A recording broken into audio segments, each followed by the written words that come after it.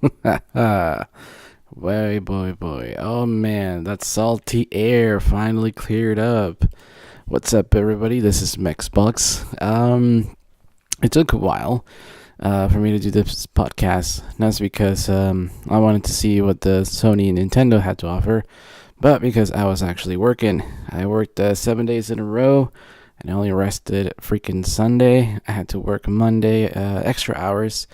And I also had a business meeting from work, so that was not fun. Basically came home Monday and drank a beer. Passed out. But yeah, I got to manage to watch the E3 conference from MexBox, and man, a lot of people did not know what to make of it because it was so unusual.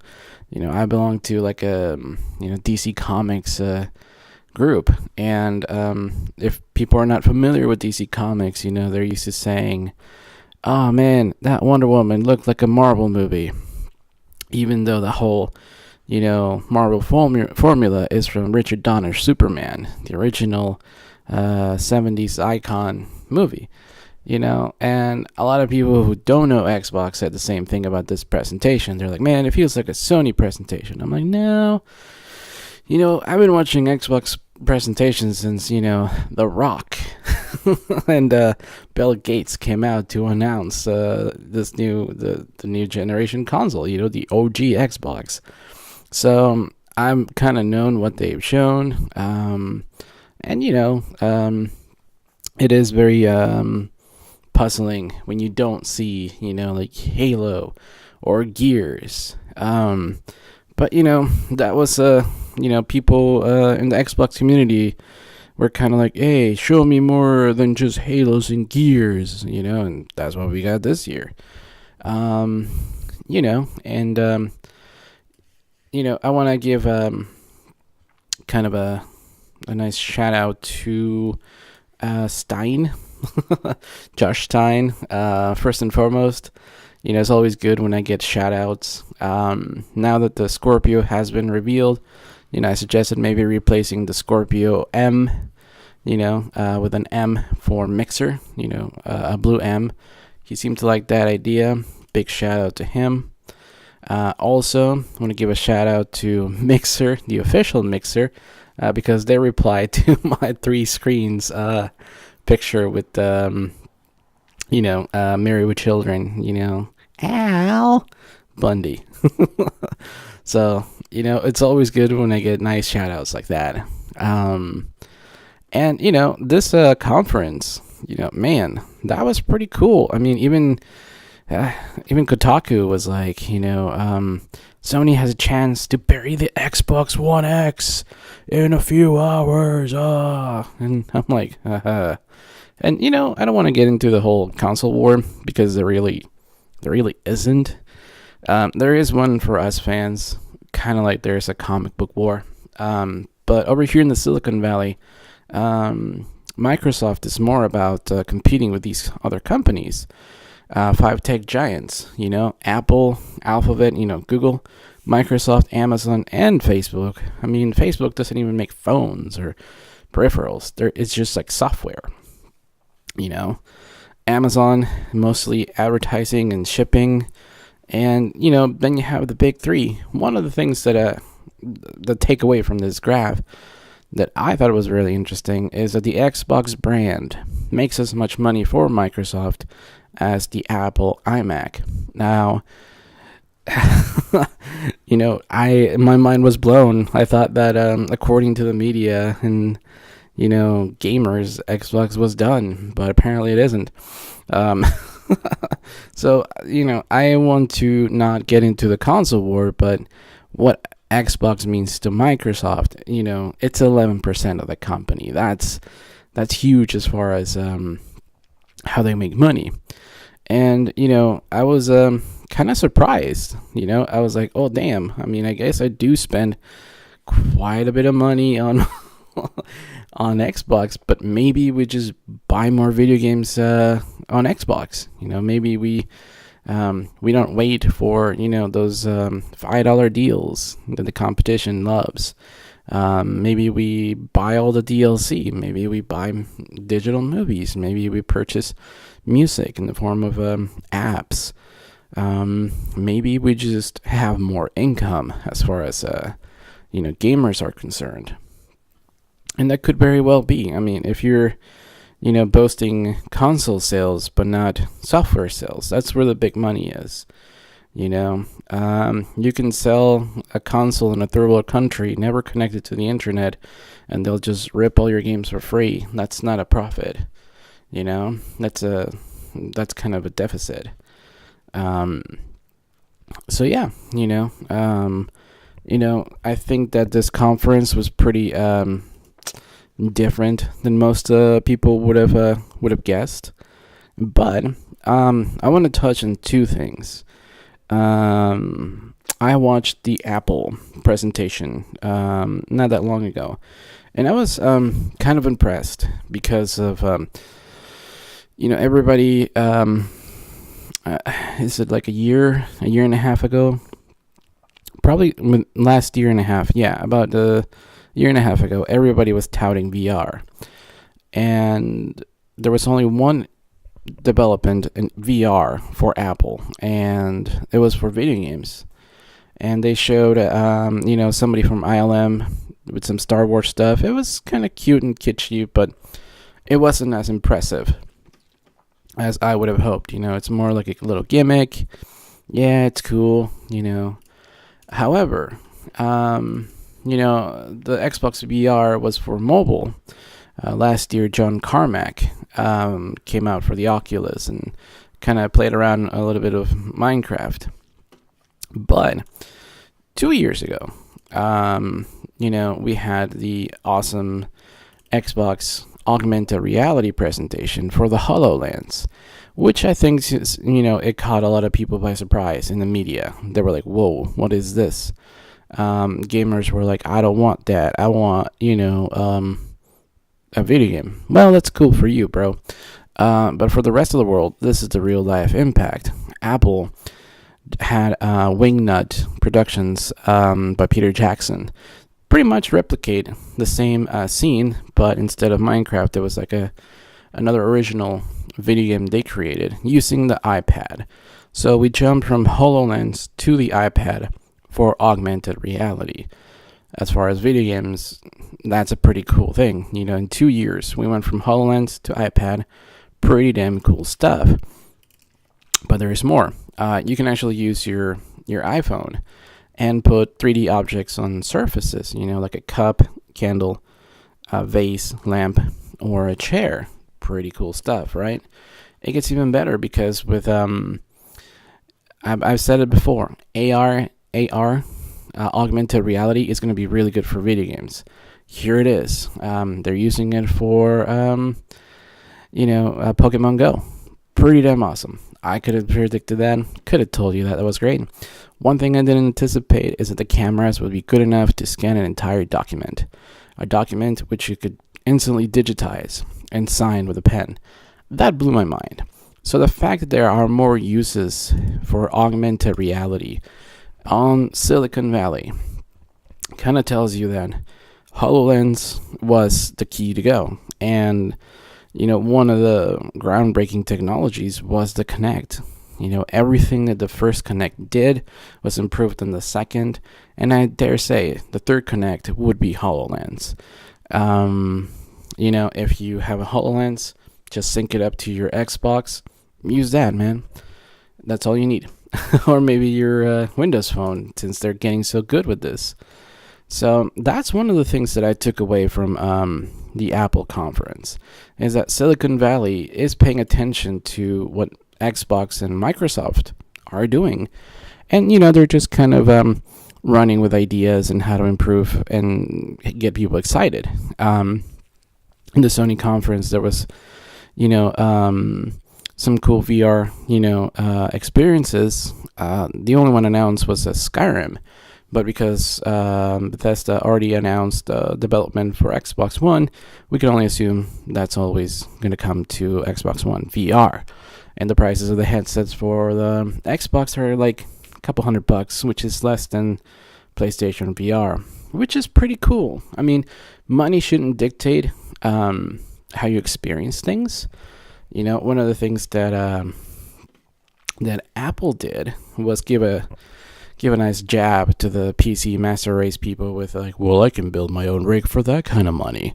Because when they announced their 5K new iMacs, they said, well, yeah, you can go out to, whoever and build, a rig that is significantly matches, the performance, but you're still not going to be able to have the operating system, the Apple operating system that kind of, streamlines everything. And they took a jab at the PC master race with saying, well, your PC is going to cost $7,000, and you still have to get a pretty damn good monitor for a 5K monitor.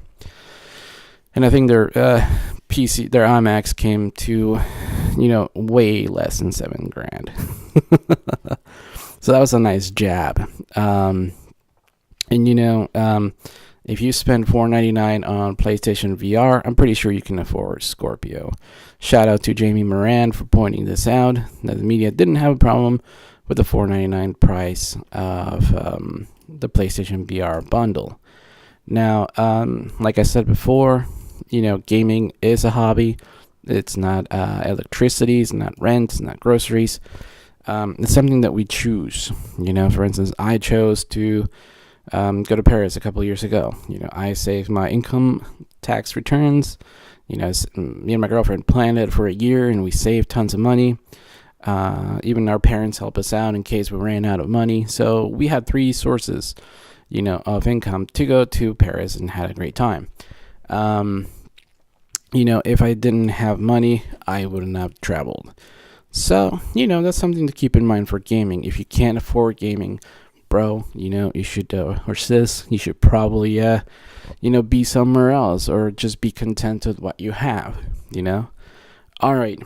Now that we got my perspective out of the way, I just want to give a kind of like just a breakdown of the most important things that I thought Microsoft did amazing at this presentation. They are 22 exclusive games, console exclusives, and they showed about 44. So if I really want to get into each analysis of each game, this thing is going to be like 3 to 4 hours, just because I talk way too much. So, I kind of boil it down to just 8 essential things that I thought were pretty awesome. And that's why I made the main picture of the podcast, kind of explaining why I think this is what we should be focusing on. Maybe in other podcasts, as these games are coming out, we can focus more on them. But in the meantime, this is what I'm going to focus on. Of course, Scorpio, get over here. Awesome reveal, by the way. It's great that they did all the internal chip specs over at Digital Foundry. Great work. Because now you just reveal the console, reveal the price, release date, and what it can do. I was very surprised with how it looked. It's just a box. A lot of people were expecting like some kind of fancy, PC with the lights, internal lights and blue stuff. And even I thought it was going to be metallic with aquamarine. I thought that was going to be it. But no, it's just matte black. And that's it. Over here you can see, the front and the back of the boxes, pretty straightforward. Big shout out to Sayer. They finally got rid of the green box. There's a green line below it in the bottom of the box, so I guess that's cool. But, now it looks very, very sleek. It looks like a presentation. The metallic dark gray seems like, like when you boot up Photoshop and there's a gray background. It just kind of goes, I'm just going to focus on the graphics. And that's kind of nice, I would still prefer the white box or gray with green accents, kind of like the 360 boxes, were advertised. But this is pretty good. I like where they're going. Once I get to Scorpio, I am afraid I am going to get a sticker. The quick question would be, what kind of sticker would I get? What kind of skin would be on top? But yeah, price wise, $4.99, 1 TB. I think that's pretty good. The sizes of 4K games are gonna go through the roof. So I would probably be getting another hard drive. I have a 2 TB external hard drive. I should probably get one that is like 8 or something. We're gonna need a lot of external hard drives. So a lot of people are complaining that they should have named it Scorpio. Well, maybe this little Photoshop thing will help you out. Xbox One X / Scorpio. There you go. That way you can call it whatever you want. X Scorpio. There you go. Moving on. What do I think about it? I will probably get it. I know. It's $500, so it's like, I have to kind of see if I will have money or if somebody's gonna give it to me for my birthday. There's also the Justice League coming out. I know it's not a big deal, but the statues are, they're more than $100 each. So there's 6 characters total. I'm just saying. So that was one of the big reveals. The Scorpio definitely took over much of the presentation, and because they were going to show all these amazing games down the line. We definitely saw the power of the Scorpio. If you didn't have Mixer, you didn't see it in 4K, do yourself a favor. Just go to your nearest Best Buy or a friend that has a 4K TV, boot up their YouTube. It's on there. The difference is pretty impactful. Higher frame rate, more fidelity. You can see very far, in 4K, and everything looks very, very smooth. So I approve. It's not the console design I would have gone with, but it doesn't really matter. It's what the box does, My second favorite of the presentation was Crimson Skies. Bringing the OG video games back into this has been a dream come true. A lot of the biased media was like, well, nobody plays backwards compat. And then, Mike Ibarra came out with the stats. It's like, oh, hell yes. How about half of the Xbox One players have played a backwards compatible game? We spend like millions of hours playing backwards compat, and I am one of them. I played the Mass Effect trilogy in backwards compatible just because I didn't get to play them last generation. I hooked up a buddy of mine with a job, and he was like, oh man, that's like, they're gonna pay me like $800 or maybe $1,000. What can I get for you in return? I was like, bro, just get me the Mass Effect for my 360 or PlayStation 3, man. And he never got them to me, but I was able to get them for free through EA Access. So I was like, I'm gonna play it, and I enjoyed the hell out of them. Mass Effect was pretty damn awesome. So backwards compat is a thing. Crimson Skies is one of those very, very fond memories that we've had, in the OG Xbox. Where we await more, obviously. Ninja Gaiden, that's gonna break a lot of controllers, people. But yeah, now we can, just imagine streaming Ninja Gaiden in the hardest setting. That's gonna rival Dead Souls as far as difficulty setting, in my opinion. Just the fact that a random thug can just destroy you in a Ninja Gaiden if you don't block proper. That's just, yeah. So I was really blown away. Crimson Skies is a good, good game to start it off with. I don't know how they're doing it, what kind of tweaks they're making, but Phil did say that backwards compatible games will run smoother on Scorpio. So, that's definitely another reason to buy it. And, I'm actually thinking of trading in one Xbox that I have for it. It might be a good investment. All right. So, a lot of people, they didn't know what to make of this presentation, just because we didn't have the usual, Forza Gears, Halo. We did have Forza. We had Forza 7, which looked really mighty pretty. Seriously though, I was freaking blown away.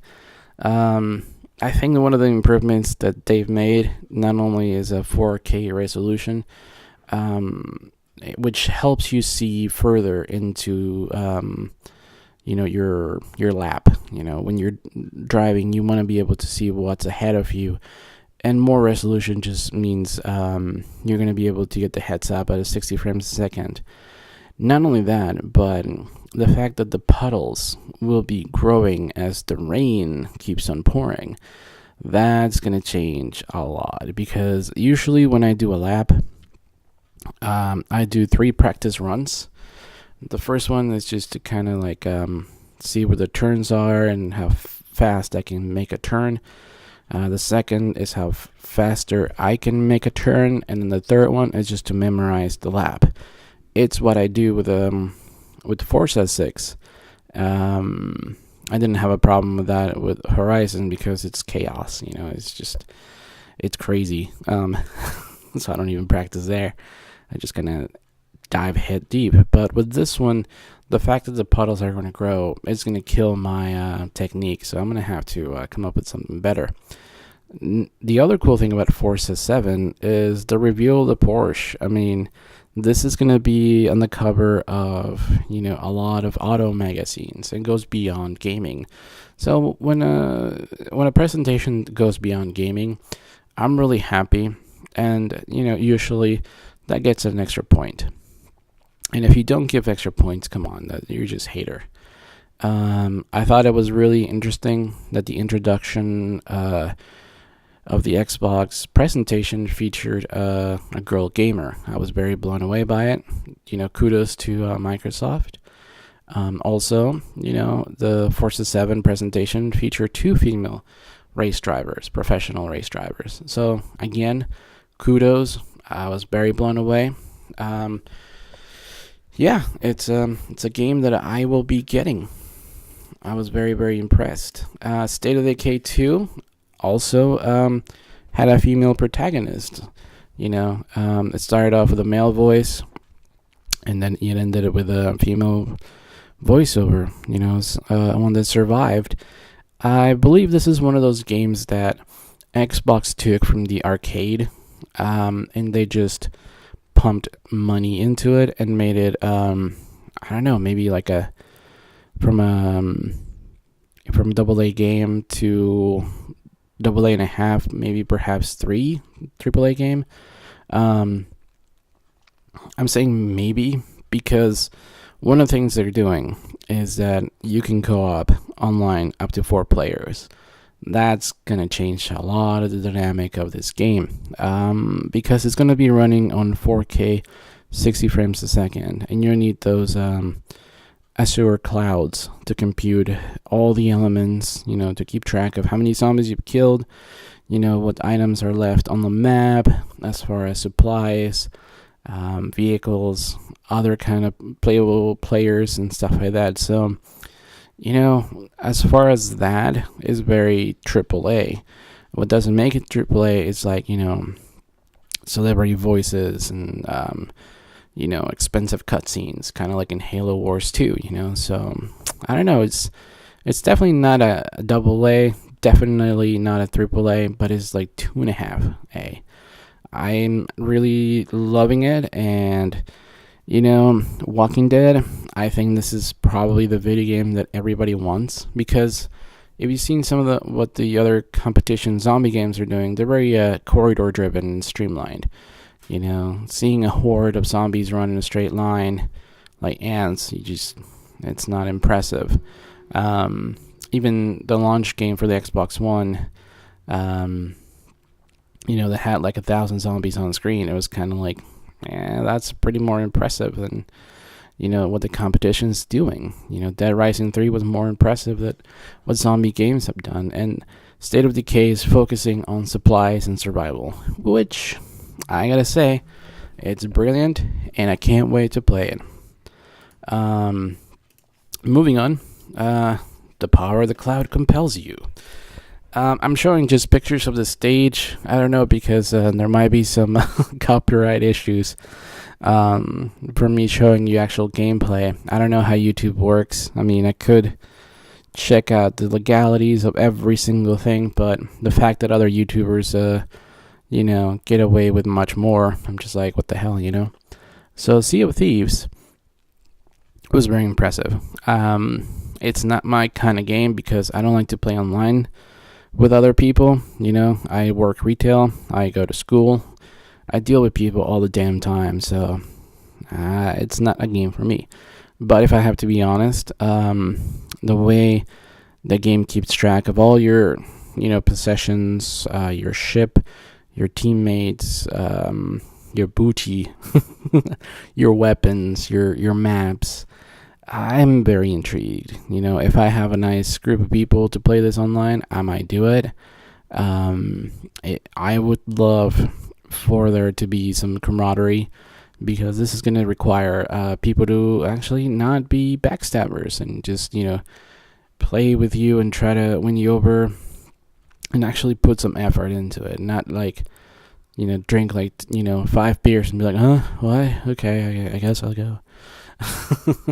But yeah, graphics would look pretty cool. You got the British humor from Rare Replay, good stuff, from Rare Studios. It looks like the game that Rare wanted to make for so long, and that seemed to be the theme with Microsoft. Insomniac wanted to make Sunset Overdrive forever, and Microsoft was like, hey, here you go, have at it. So I hope this becomes popular, and I think Mixer, broadcasting for people co-op is going to be the deal breaker for Sea of Thieves. Because if you get like 4 celebrity broadcasters stream this, oh man, this is going to catch on really, really well. I mean,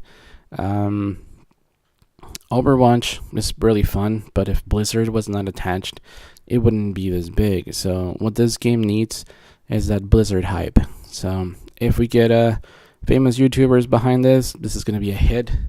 So Microsoft, get on it. Get a bunch of celebrity dudes. Just go there. Ori and the Blind Forest 2, titled Will of the Wisps. Pretty cool. The first one's pretty damn hard, but it's beautiful. If you haven't played it in 4K, dude, go ahead and play it on a Xbox One S. It's it bumps it up in graphic fidelity. It's not 4K yet, but if you have a Xbox One S and a 4K TV, it looks significantly better than your standard 1080. I think that Microsoft showed a lot of indies this time of in E3. Big shout out to Last Night, the game that looks like a Blade Runner side scroller with beautiful music and beautiful graphics. I was kind of blown away by it. I might get it. It's not something that I actually like, but it looked really damn interesting. So big shout out to that too. Terry Crews. Oh damn. Oh man, Crackdown 3 really cracked me up. In the other presentations of Crackdown, we saw the destructible multiplayer. They've shown that over in some developers conferences over and over and over again. So I was glad that they showed the campaign. I'm glad that Terry Crews is a playable character. I'm glad that there is some diversity in that character. We have women and African Americans representative there. Dude, I think with Terry Crews, we have a new Coltrane. Plain and damn simple. And the fact that, Microsoft took, Crackdown 2 and was like, you know what? Turn up the volume to 11, man. They pumped a lot of money into this baby. And what I think is going to happen if the destruction is, whatever happens in the Crackdown 3 multiplayer destruction, they're going to apply it to Halo 6. I could bet you, if I had any money to spare on bets, but that's what they're gonna do. And one of the things that I'm really curious is how the frame rate's gonna hold up online with all those assets, blowing up. That's gonna be where the extra, power of the Scorpio comes into play, and with the Azura clouds. So, man, I'm looking forward to it. The campaign looked kind of cool. It looked like a hybrid of psyops, for the PlayStation 2 and Xbox. It definitely looked like like the soul of that game. It was something that Infamous copied from psyops. So yeah, I'm gonna really enjoy Crackdown 3. And man, Scorpio is launching with this X Scorpio. So yeah, I will be picking it up, and I can't believe Terry Crews, motherfucker, on stage saying motherfucker. Damn, that takes balls, dude. Finally, we have a release for Cuphead. Again, a video game that's going to be really, really hard, but it's hand-drawn and it looks like a 1930s cartoon. Take my money. That's all I'm going to say on that. Just take my money. And then, one of the things that a lot of people said is that, they didn't show a lot of first party. Like, I just showed you a bunch of them, and they're pretty legit. They're not coming out 2018. They're coming out 2017. So get your wallet ready. And, a lot of people who wanted, Sony to kind of destroy this, kind of like Kotaku was advertising. I want to show you this. This is a non-biased source. This is YouTube. Okay? YouTube. Okay? They gathered, information from Twitter. If you can see in the upper right-hand corner of that television, you see the Twitter logo, Instagram, and Facebook. 3 of the biggest media analytics, And guess who generated the most buzz this weekend? Yes, Xbox E3. So I saw a lot of Xbox people kind of like, man, they didn't show any Halo or, man. Well, guess what? They didn't need to, apparently. So that was pretty damn cool. Now, one of the things that I really enjoyed about this presentation, was Assassin's Creed Egypt. You know me, I'm a big Assassin's Creed fanatic. Assassin's Creed brought me back into video gaming just because they did something else. They did historical recreations of a city. I really liked that in Nightmare Creatures for the first PlayStation, because they recreated Victorian London. I was like, dude, come on. Let's recreate more stuff. The original Tomb Raider, you can go into tombs, but not live in that era. So when, the Assassin's Creed started to recreate all those ancient cities, I was like, hoo, this has a potential to be something, because we live in the real world. We go to work, we study, we deal with real stuff. So coming home and experiencing something we could never achieve without, freaking time travel it's a gift sent from heavens. And Assassin's Creed Origin running on the, Scorpio looked amazing. I was blown away. I'm a loss for words. We didn't get much of the story. I was surprised there was an arena battle. That's going to be fun and interesting. There was an arena battle in Oblivion from Morrowind and Elder Scrolls, I was like, okay. So I can compare it to that. And I am going to enjoy a lot of this game. We didn't get any information on whether it's going to be a new protagonist in the modern day, or what connection this has to the movie. Although, if you saw the movie, there was, I want to say it was the lady character, the lady assassin who could contact the eagle up there and use it as a drone. My mind's blurry from that movie, No more comments on that movie. But yeah, I thought it was very interesting that you can use the Eagle as a drone to kind of scout your enemies and your missions. Currently online, there is several versions of this video game, and there's a $800 version with a lot of goodies, and the Xbox One version is sold out already. I don't know if that means Xbox gamers, we spend more money, or that this made people believe it's only available for Xbox. But it is very interesting. I think I would not spend $800 on a video game exclusive. But there are people that do have it. They have that kind of money, so go for it. I'm probably just going to go for the 121 because it has the statue with the lion goddess, and I think it looks more Egyptian than the other one. The other statue is just the dude with a bow, seems kind of standard, so yeah, very, very blown away. Now, the other cool thing that I want to talk about that is very important is the implementation of the Xbox One X, or X Scorpio, if you want to be fun. All these games will be enhanced for 4K, starting with Minecraft, Skyrim Special Edition, Fallout 4, Witcher 3, oh my god, Witcher 3 on 4K, oh man.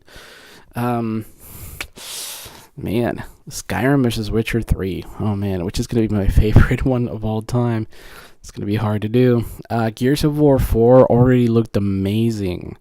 From my Xbox in 1080 to Xbox One S on a 4K TV. A little bit upscaled, not too bad, but getting the 4K, oof, it's going to be awesome. Ghost Recon Wildlands, Super Lucky's Tale, which kind of reminded me of Conquer. I don't know if they changed the name. That seemed very Conquer, but I'm going to have fun with it just because it's a platformer. Crackdown 3, 4K. Oh, yeah. Dragon Ball Fighter C, Sea of Thieves, Killer Instinct. Awesome. A free Forza Horizon 3 4K upgrade. See, all these upgrades are going to be for free. Halo Wars 2, no mention on Halo 5. Interesting. Maybe next year when they announce Halo 6, we'll get a Halo 5 4K upgrade for free. Final Fantasy 15, which kind of, it looked kind of tittery on the Xbox. I don't know if it was intentional from the Japanese developer, but maybe after seeing the sales on the Xbox, they're like, yeah, let's make it 4K. Resident Evil 7 in 4K. Oh my god. Ark Survival Evolved. The dev already went ahead and said the Xbox One version is way superior to the rivals. Take it up with them. Astroneer, Chess Ultra. Who cares about chess? Well, actually, my brother, so he'll give me grief for that. Dead Rising 4. Dishonored 2. Doom in 4K. Oh my god. Oh yeah. Elder Scrolls Online. Cool. Everspace. Farming Simulator. For Honor. Hitman. Homefront. The Revolution. Injustice 2. Already looks amazing. Mentes. Burn Raising. Outlast 2. Paladins. Portal Knights. Rime. Rocket League. Skyrim Remastered. Slime Rancher. Super Hot. Titanfall 2. Yeah, I guess green discs look sexy, huh? Warhammer, End Times, and We Happy Few. Now, those are just the ones they announced for 4K. They get a free 4K upgrade. Free. How cool is that? Now, a lot of people, moving on, a lot of people, myself included, like the trailer for Anthem. My sister was kind of blown away by it. She's like, wow, it looks like a movie. I'm like, yeah, it does. We didn't have like a lot of extra stuff on the visor and stuff, so it made it very, very cinematic. I was blown away by it. It is for 2018. And yeah, it looks like the video game that a lot of video games want it to be. I'm not going to name them because I don't want to come off as a hater who hates what the competition's doing. But if you saw the giant mechanical dinosaur walking by, you kind of can figure out what game I'm talking about. It looked amazing. I am going to buy it. Hopefully the prices of, 70-inch 4K TVs come down in price next Christmas. Not this Christmas, but next Christmas. Because I want to upgrade my 55-inch for 72. But right now, the nice 72 inches, I think, are about $2 or $3 grand. Those are the really nice TVs. So, God willing, we'll do that. So that's probably the highlight of most people. Now, Metro opened up the show for us, and it looked amazing.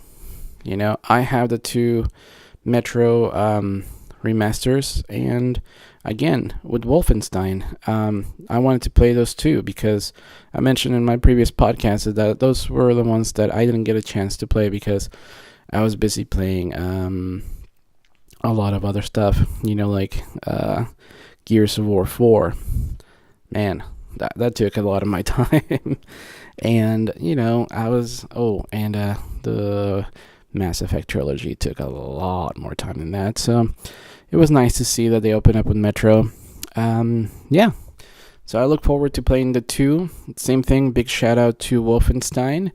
The new Wolfenstein also, it's not part of the Xbox presentation, but it does looks really good. Right now there's some backlash because the setting is in the United States, and a lot of racist people, neo-Nazis in the United States, have an issue with that. They're being depicted as the bad guys, and hey. What? Exactly. Now, one of the other biggest things that, for me anyways, and the competition is getting a lot of flack for not participating in this. Again, we here in the Xbox community, we try to stay positive and join other people, other players. And Minecraft. Oh man. To me, this is the biggest one. The biggest news. And I know some people don't like Minecraft, some people don't care for it, it's not for everybody. But I think this is where the future of gaming is going to go. Minecraft is uniting mobile, VR, PC, and consoles. Which consoles? Nintendo and Xbox. The other one didn't want to participate. Why? I'll go ahead and link the article. But the interview, to paraphrase it, what is it? I think they give a really, really, really, they said this, the children, exposing what in many cases are children to external influences we have no ability to manage or look after. It's something we have to think about very carefully. And that's a quote from Jim Ryan. And I'll go ahead and link the interview from Eurogamer.net. And I think that's a load of BS because Nintendo's participating. So if Nintendo can, monitor online activity by children in Minecraft, why can't Sony? Also, from my own experience with Sony, there's a lot of name calling online, and I'm an adult, and usually people, who are name calling are, little kids, little underage brats who talk about your mom, or, oh, you got no game, you blah, blah, blah, blah, blah, beep, beep, beep, beep, beep, beep, beep, and I have no way of being like, yo, Sony, these children, they're picking on me. Oh my God, what am I going to do? What are you going to do with them? I know in the Xbox, I can just rate my experience, someone's gonna take a look at it and be like, yeah, this guy was calling you so many names. We're gonna block him, or we're gonna, rate his online positivity down. And I think there are special servers for trolls who have very, very low rateability online on Xbox Live. So I think that's pretty awesome. So Minecraft uniting everybody is huge. Okay? Quite simply because, it's going to make you want to play games more. This to me is, Microsoft saying, hey, there should not be a console war. Let's all be gamers. Sure, they're the ones starting it. So it seems, if you hate Microsoft, they're like, it's the big giant corporation taking over. But quite frankly, like I said, I don't think Microsoft has anything to fear from Sony. Microsoft is competing with Apple, Google, Facebook, and Amazon. Plain and simple. So I think this is a sign of Silicon Valley. They don't really hate you. They'll just, share things with you. I didn't want to join Facebook, but friends were like, hey, I want to share stuff with you. You should join Facebook. And I was like, God damn it. There you go. I didn't want to have a podcast, but I wanted to have a voice. Google's like, here you go, buddy, have a voice. So this is going to be the future of gaming.